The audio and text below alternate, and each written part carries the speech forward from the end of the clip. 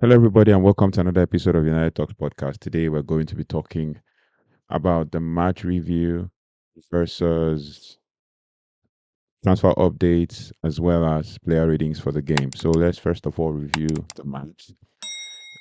It is a sad day for us Manchester United fans, as basically we lost to Crystal Palace. Another time this is happening, and it is heartbreaking to see that we lose such a game of that magnitude, knowing that we needed that win to climb up the table. And then now, Crystal Palace have leapfrogged us by 1 point to 12th, and we're 13th. So it's heartbreaking. I mean, Jean-Philippe Mateta, who scored two goals, one was a freak goal, and the other was an interesting goal. But what can we do? We have to try to build what we need to build. In the 64th minute, Mateta was on hand to bundle in a rebound from close range after Maxence Lacroix thumped Iberichi's free kick against the crossbar. So it's not the first time Lacroix was getting that kind of chance. Kobe Menu also had so many chances, but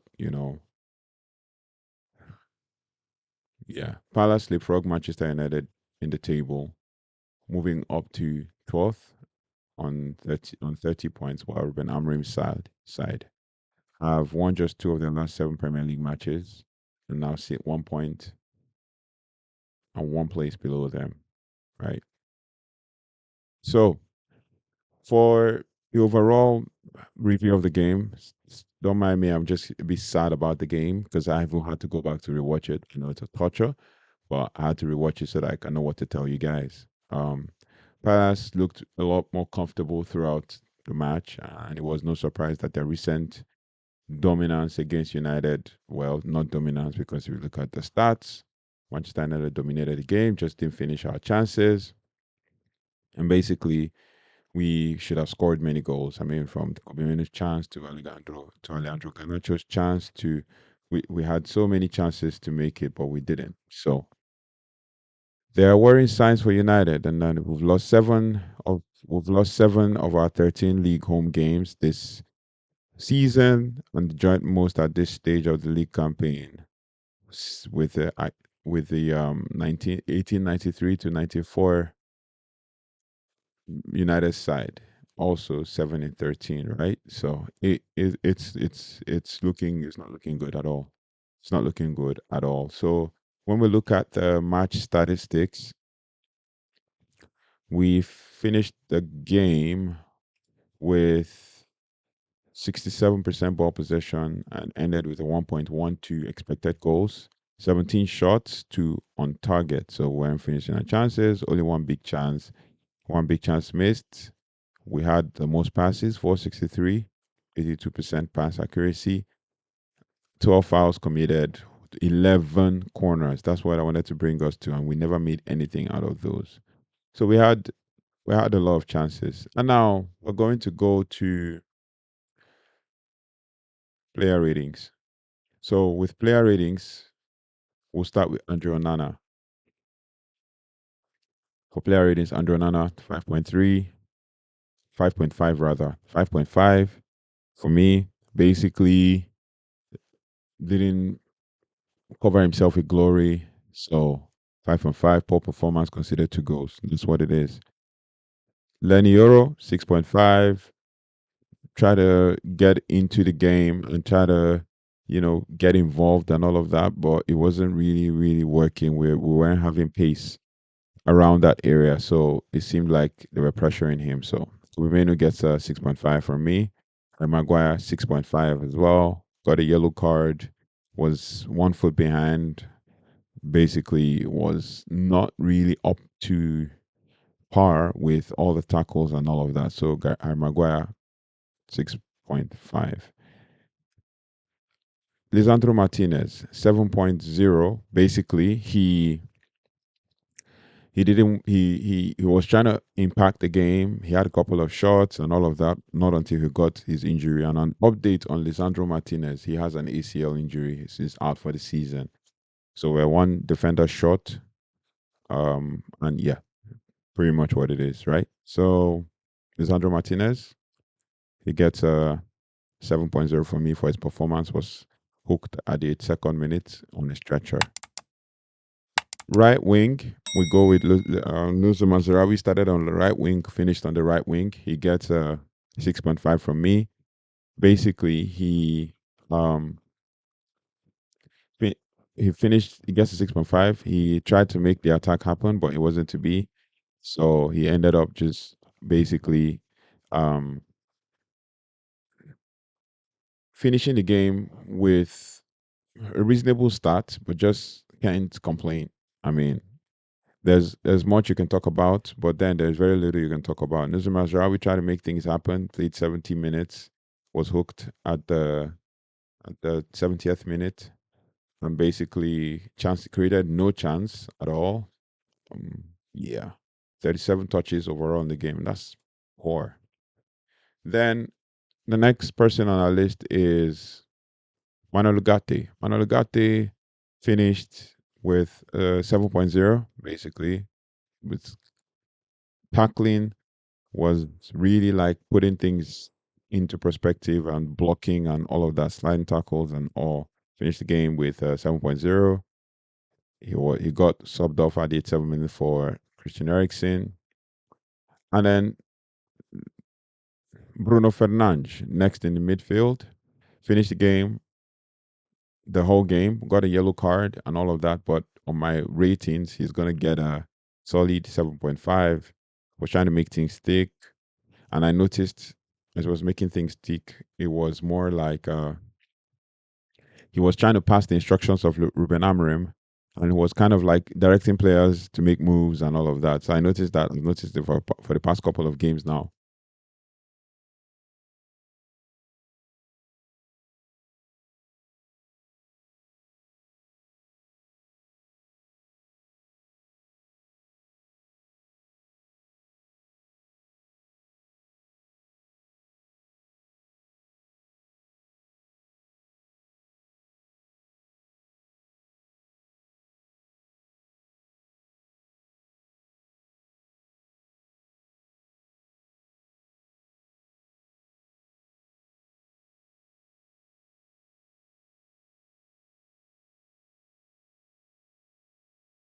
Game and then bring in and play Kobe Menu in the 10 with Ahmad on the left wing and with Ganacho and Menu playing together. They're gonna just connect. Ahmad is gonna play like a left wing slash left strike, left forward, but he didn't. Against the well organized Crystal Palace, it wasn't to be. So Kobe Menu played as striker. So we're starting with him, and he gets a 6.0. He was hooked at the 70th minute. He tried his best and all of that. And the moment he started coming short, it was difficult for us to penetrate.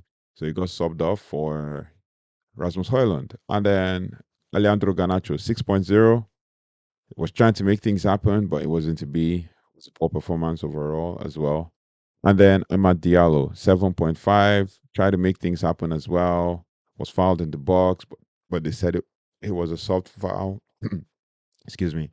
They said it was a soft foul. So 7.5 for Amad Diallo.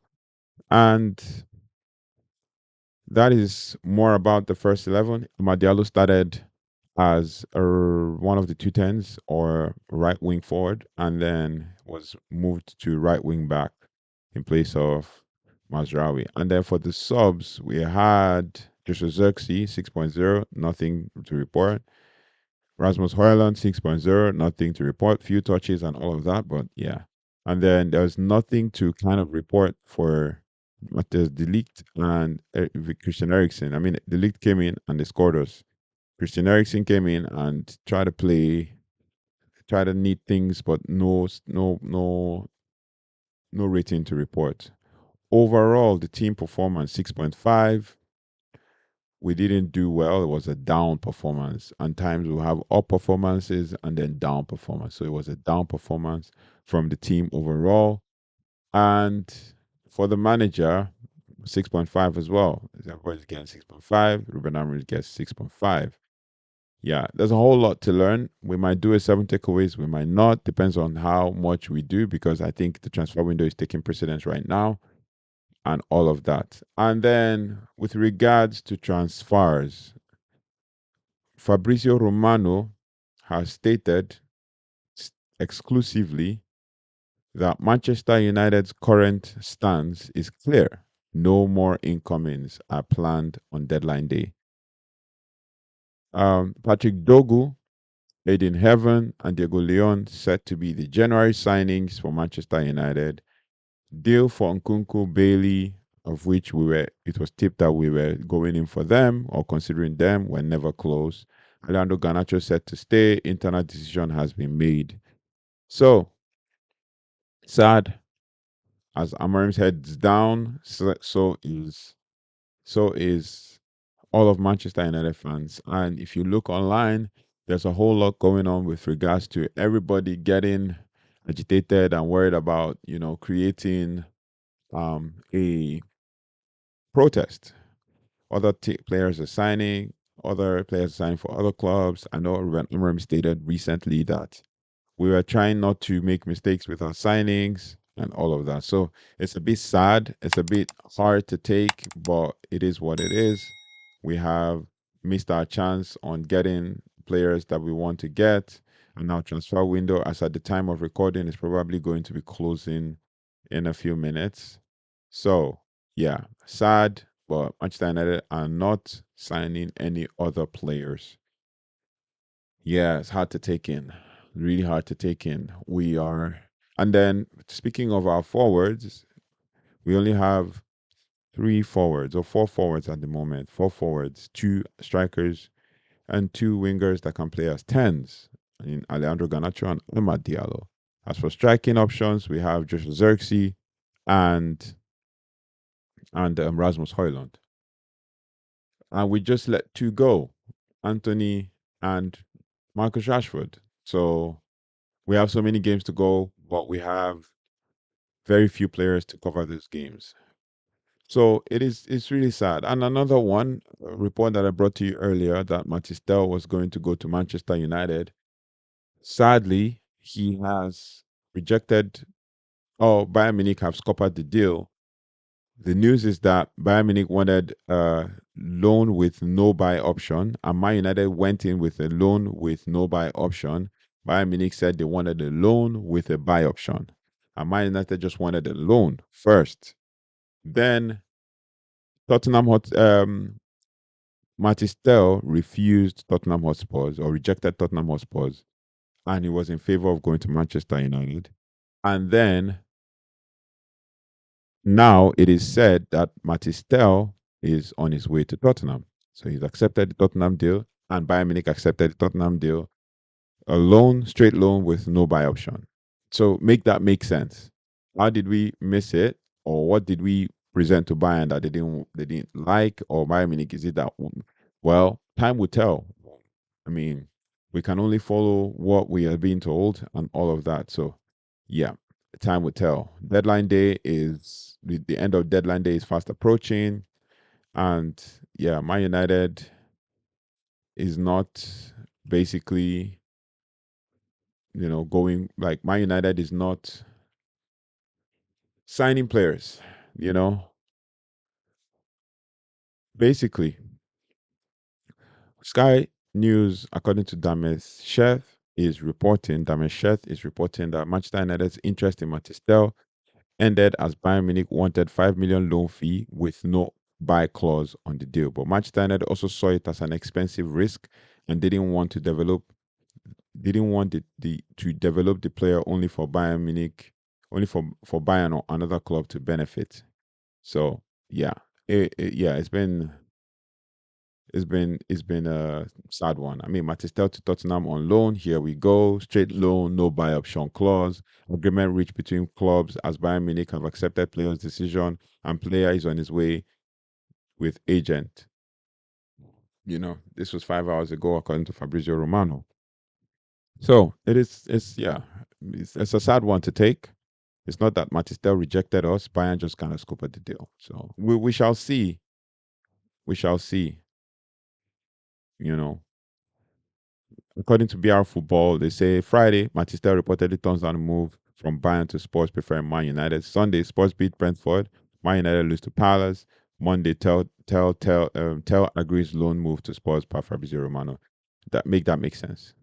Make that make sense. We didn't in this transfer window. We didn't replace Rashford and Anthony.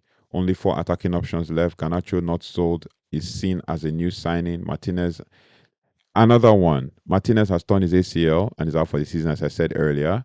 Martinez has torn his ACL. We have issues at the back, and we are still 13th in the league. So the question to you fans is Amorim set up to fail, or what is going on? What is going on? Right? I mean, Sky is still reporting that Ange Postecoglou had a long conversation with Matistel on how they will use him at Tottenham Hotspurs, encouraging the player to change his mind. And Bayern Munich forward is flying to England ahead of the proposed move to Spurs. It is sad. It's sad to see this happening. It's sad to see this happening. Florian Plattenberg on tell he was in talks with Arsenal, Chelsea, Tottenham, and in the end, Spurs presented the best project. He's not a winger, he's a striker. So let him strike, let him score goals. He knows who London's biggest club is. It is what it is. We move from that, and we accept our fate, and we see what magic Amorim can pull. Is it going to bring in the academy players, Chido Obi and Biancheri? What are we going to see? So thank you so much for liking, sharing, and subscribing so far. It's a sad morning or sad Monday. We look forward to better things happening in the near future. Please do like, share, and subscribe if you haven't already. We're already growing as a channel, as a community. And I look forward to hearing from you guys what your thoughts are about the transfer window. What can you rate the transfer window over 10? Let me know in the comment section. And I'll see you on the next one. Take care, goodbye, and God bless.